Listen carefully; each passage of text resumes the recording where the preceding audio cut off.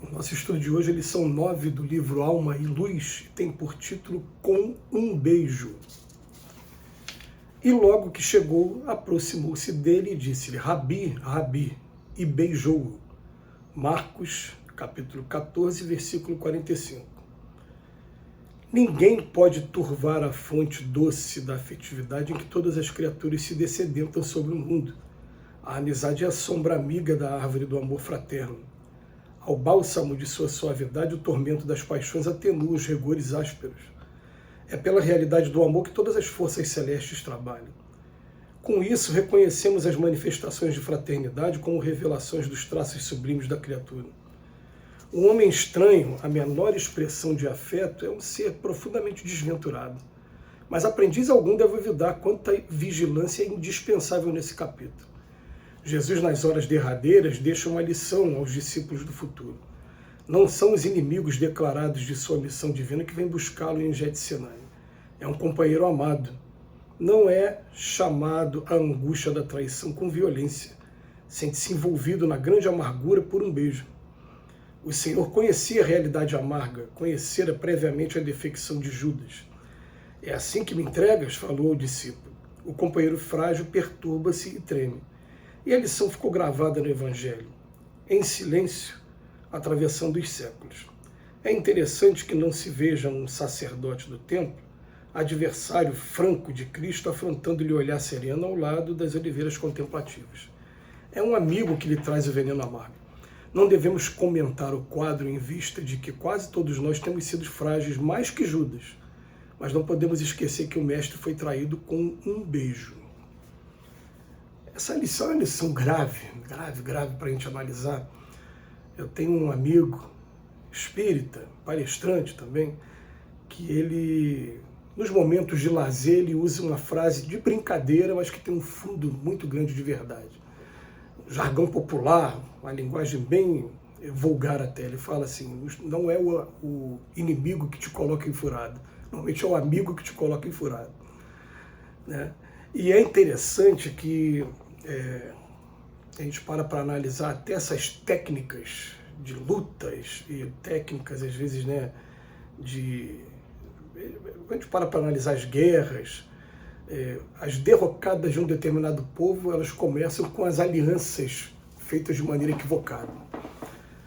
Mas, ao mesmo tempo, a gente tem uma lição muito profunda por trás desse beijo, porque em outra oportunidade, o Emmanuel ele chama atenção para o seguinte, que quando ele recebe o beijo, ele fala para Judas assim, amigo, a que vieste?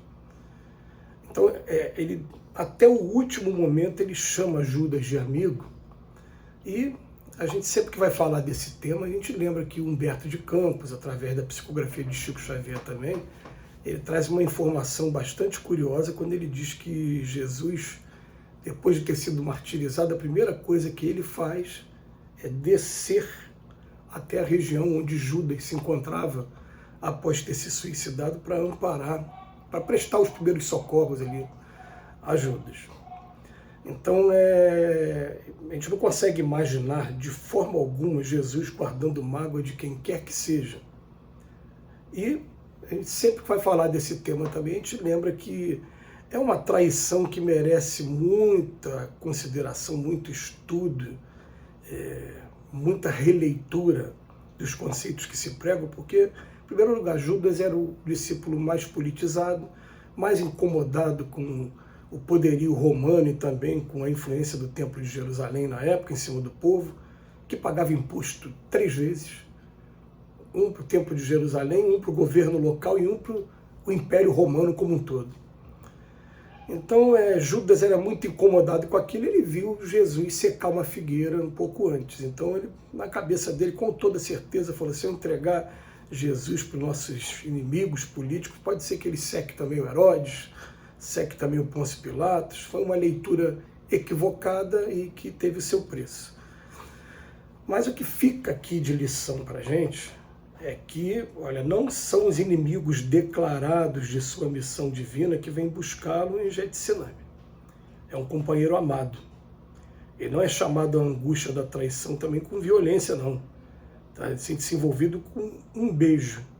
Então, essas duas informações são aquelas informações de que a gente, além do vigiai e orai, que a gente deve ter com relação a nós mesmos, a gente precisa também ter um vigiai e orai com relação às pessoas que estão se relacionando com a gente, quais são as suas intenções, tendo cuidado, sim, não de levar para o lado de guardar mágoa, rancor, desejo de vingança, mas de estar preparado para qualquer investida dessa do mal, que vai ser muito melhor, mais fácil ela acontecer por alguém do círculo de confiança do que alguém que absolutamente se declara que inimigo. Aí esse não vai ter uma facilidade de aproximação com a gente.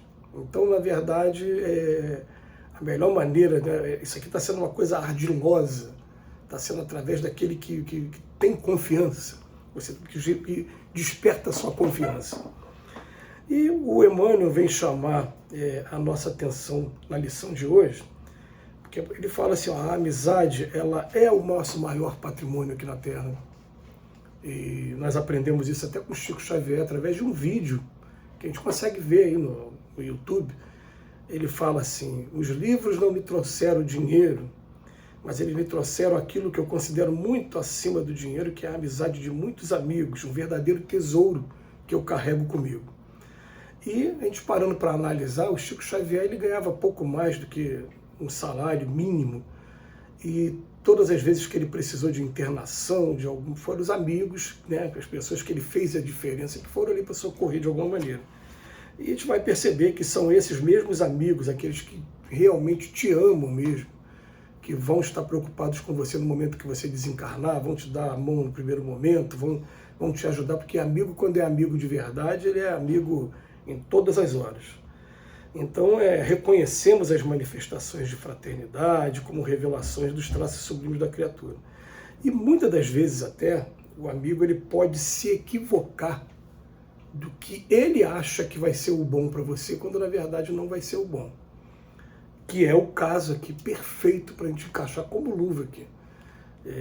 Judas, se não amasse o mestre, em primeiro lugar, ele não ficou com as 30 moedas, jogou as 30 moedas fora. Em segundo lugar, quando ele viu que o seu plano deu totalmente errado, ele, totalmente tomado pelo remorso, ele se suicidou, através do suicídio. Quer dizer, ali foi um caso mesmo que não é aquele caso ardio, não, ele achava que estava fazendo certo. E muitas das vezes os nossos amigos mais queridos, as pessoas mais próximas, até mesmo os nossos familiares, eles acham que o bom para mim vai ser uma determinada coisa, quando na verdade não é. Porque aqui na Terra a gente ainda tem muito egoísmo, muita vaidade, muito orgulho, e a gente pensa assim, está sendo bom para mim, então vai ser bom para ele também. Então ele tem que ser da mesma religião que eu, ele tem que tomar o mesmo caminho que eu, ele tem que ter essa profissão também, ele tem que largar aquela namorada, aquela esposa por conta. A gente quer decidir pelas pessoas, quando na verdade cada um tem o livre-arbítrio e tem a responsabilidade dos seus atos. Esse é um assunto que é muito profundo para a gente analisar essa lição aqui de hoje. Mas Emmanuel termina dizendo para a gente, a lição ficou gravada no Evangelho em silêncio, atravessando os séculos. É interessante que não se veja, não foi um sacerdote do templo que era o adversário franco de Cristo, não. Embora a gente saiba que teve ali o Caifás por trás, né? Teve ali uma trama toda para prender o Cristo, e que encontraram justamente uma brecha nessa invigilância do Judas. Tudo bem. Mas ele fala, é um amigo que lhe traz o veneno amargo. Não devemos comentar o quadro, em vista de que quase todos nós temos sido frágeis, até mais do que Judas. Nós temos a nossa falha.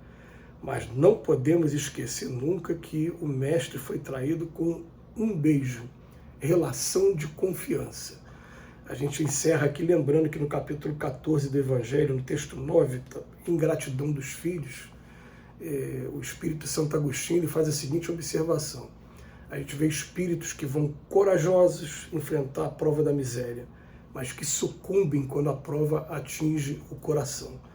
A ingratidão daquelas pessoas mais chegadas, e ali no caso da lição, a ingratidão dos filhos. Fica a lição para a gente, para que a gente não seja pego de surpresa também e esteja preparado para se acontecer alguma coisa nesse sentido. Que Jesus nos abençoe hoje e sempre.